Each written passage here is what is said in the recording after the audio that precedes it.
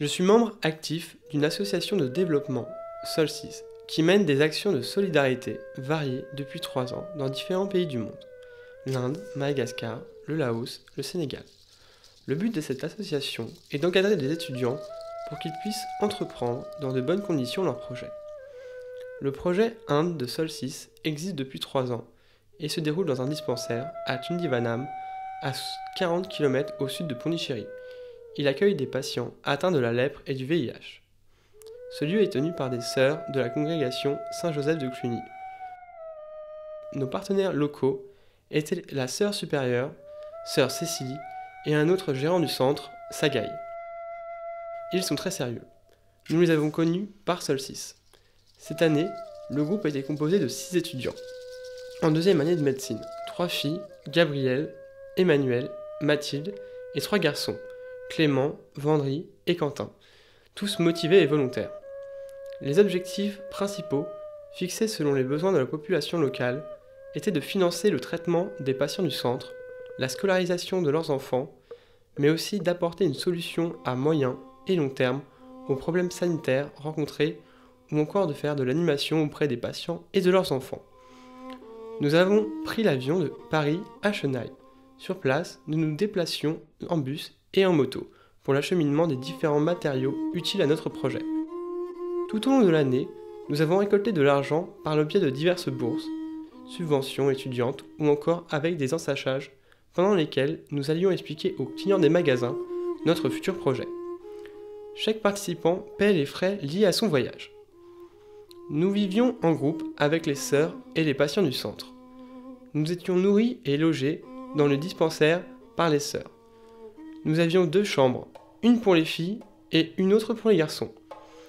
Il n'y avait pas de douche et nous utilisions des seaux. Pendant notre temps de repos, nous avons tissé des liens forts avec les résidents du centre. Nous avons eu l'occasion d'échanger avec eux, notamment par l'organisation de soirées, cuisine, jeux de société. La vie pour les malades est difficile à l'extérieur du centre, car ils sont mis au banc de la société indienne.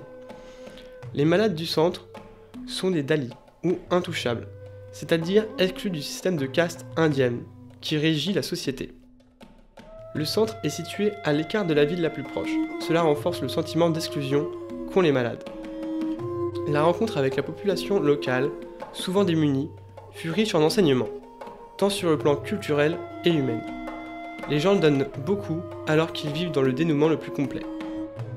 La première semaine, nous avons donc financé le traitement des patients du centre, la scolarisation de leurs enfants et participé aux travaux dans les champs, ce qui nous a permis de nous rapprocher des pensionnaires et de mieux comprendre leurs habitudes de vie.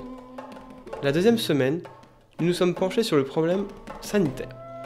Nous avons d'abord pensé à installer des toilettes sèches, c'est-à-dire sans utiliser d'eau, mais cela ne convenait pas aux habitants pour des problèmes d'hygiène.